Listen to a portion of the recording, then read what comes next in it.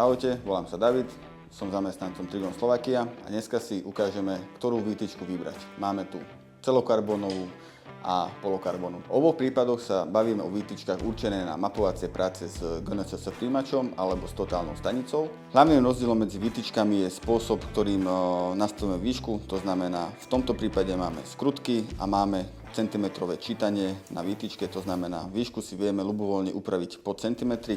Pevné výšky sú na 1,80 m, 2 m, 2,20 a 2,40, na čo nám slúži práve kovová poistka.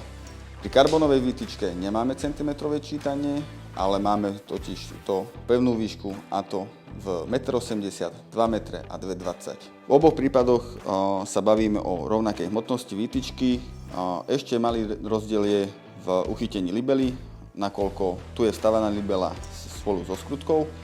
Pri karbónovej výtyčke vieme libelu vymieňať aj posúvať. Ak by ste ešte mali ďalšie otázky, kľudne sa obráťte na náš Trigon tím.